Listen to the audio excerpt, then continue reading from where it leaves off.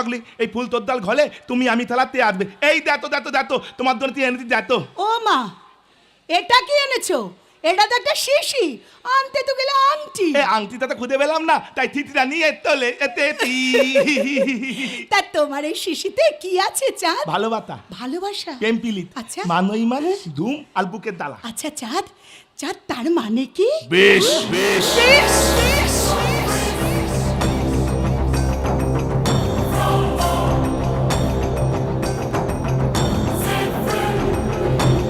আগুন জ্বালায় শরীর আর আমি জ্বালাই জীবন।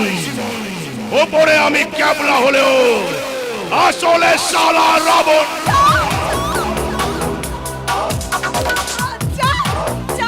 আকাশের চাঁদে যতটা কলঙ্ক আছে তার ডবল কলঙ্ক আছে শালা আমার শরীরে।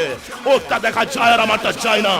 মানুষ মরলেও জাগে আর আমি জাগলে মানুষ মরে।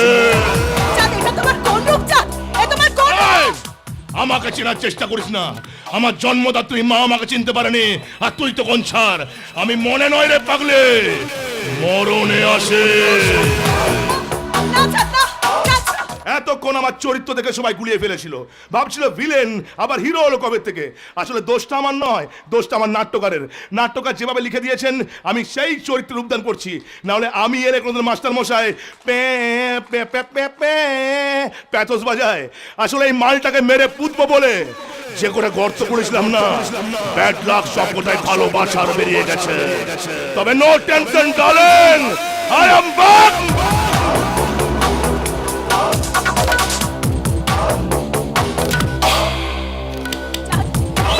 আমি তোমাকে ভীষণ ভালোবাসি চাঁদ। তোমাকে ভালোবেসে বাড়ির সবার আমাদেরকে তোমার বিয়ে করেছি। চাঁদ, চাঁদ তুমি আমার সাথে এরকম করো না। আমি তোমাকে নিয়ে সুন্দর সংসার করতে চাই চাঁদ। চাঁদ আমাকে আমাকে এরকম করো না। কেন করছো এরকম? কারণটা তো কত সহজে জানতে দেব না রে। চাঁদ আমি তোমার বউ। ওটা সমাজের কাছে, আমার কাছে তুই শুধুমাত্র প্রতিশোধ।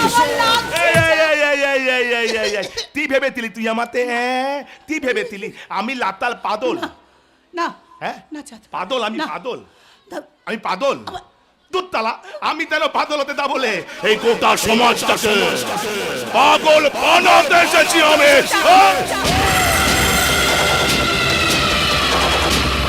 আমার খুব লাগছে চাঁদ। চাঁদ আমাকে আমাকে ছেড়ে দাও চাঁদ। চাঁদ আমি বাঁচতে চাই, আমি বাঁচতে চাই। আচ্ছা বাঁচাও বাবা।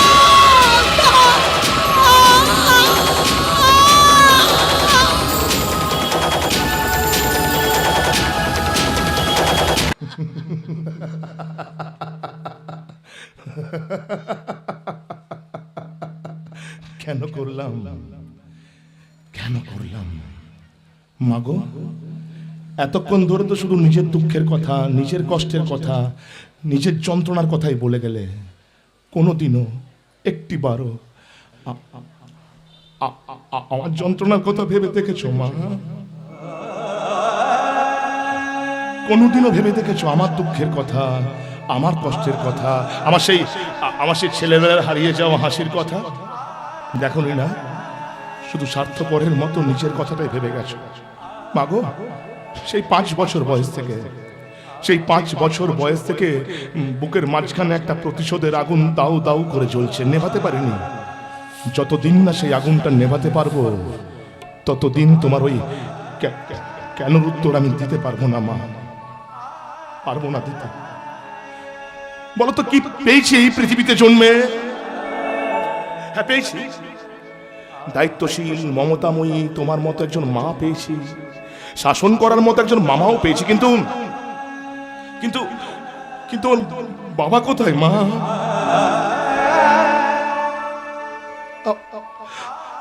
বলো আমার বাবা কোথায়?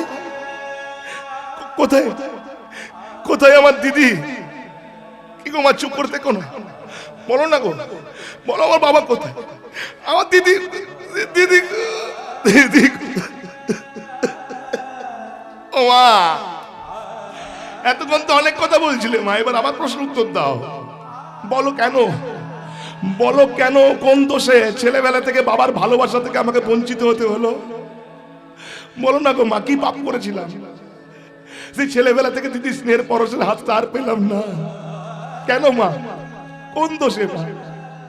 বাবা দিদি থাকা সত্ত্বেও এই চাঁদকে কেন একা একা জীবন কাটাতে হলো মা?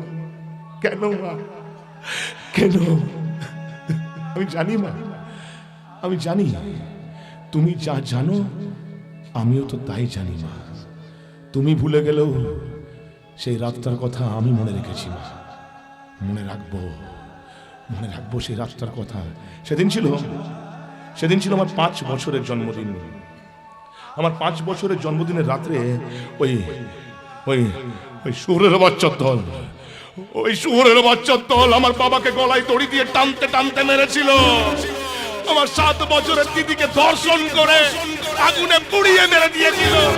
শুধু দূর থেকে ভগবানকে বলেছিলাম, ভগবান ওরা আমার বাবাকে মেরে ফেলছে, ভগবান আমার বাবাকে বাঁচাও। ওরা আমার দিদির গায়ে আগুন লাগিয়ে দিচ্ছে, ভগবান আমার দিদি চিৎকার করছে, ভগবান আমার দিদিকে বাঁচাও না ভগবান। ওরা আমার বাবাকে গলায় দড়ি টানছে, ভগবান আমার বাবার খুব লাগছে, বাবার চোখ দুটো বেরিয়ে আসছে, ভগবান আমার বাবাকে বাঁচাও, আমার দিদিটাকে বাঁচাও, ভগবান ভগবান ভগবান বাঁচাও, আমার বাবাকে বাঁচাও, ভগবান আমার দিদিকে বাঁচাও, ভগবান আমার বাবাকে বাঁচাও, ভগবান আমার দিদিকে বাঁচাও, বাঁচাও ভগবান বাঁচাও।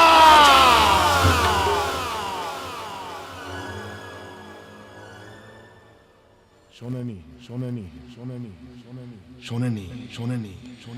সেদিন ওই ভগবান আমার কোনো কথা শোনেনি।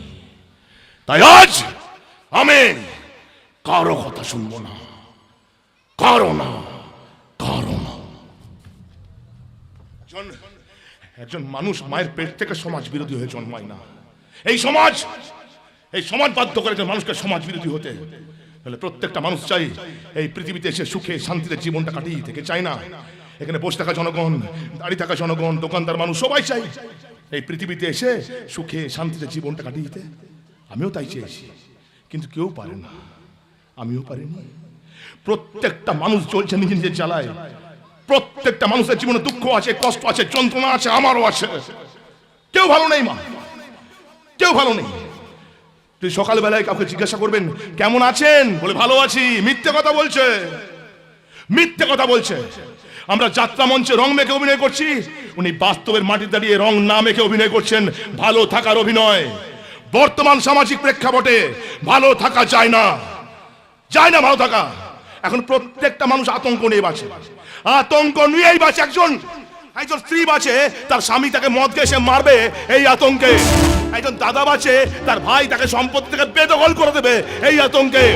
বাড়ির বয়স্ক বাবা বাঁচে, তার ছেলে বা বৌমা যে কোনো দিন তাকে বাড়ি থেকে বের করে দেবে এই আতঙ্কে।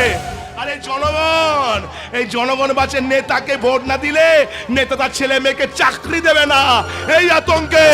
আর ওই নেতা বাঁচে, জনগণের ভোট না পেলে নেতার নিজের চাকরিটাই থাকবে না এই আতঙ্কে।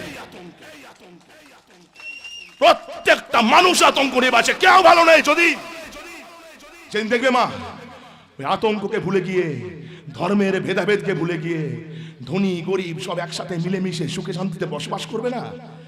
সেদিন যাত্রা মঞ্চ থেকে জনগণকে লোকশিক্ষা নিতে হবে না, বরং মানুষের বেঁচে থাকা দেখে যাত্রার নাট্যকারেরা আবার নতুন করে লোকশিক্ষা লেখার গল্পের রসদ খুঁজে পাবে। আর সেদিন মঞ্চে কোনো ভিলেন থাকবে না, কোনো ভিলেন না। সেদিন সবাই হিরো, আপনারাও হিরো, আমিও হিরো। আর সব হিরোরা সেদিন সমস্যরে গিয়ে উঠবো, বলো বলো বলো সবে, শত বিনা বেনু রবে, ভারত আবার জগত সবাই শ্রেষ্ঠ ভাষণ লবে, শ্রেষ্ঠ ভাষণ লবে, শ্রেষ্ঠ ভাষণ লবে।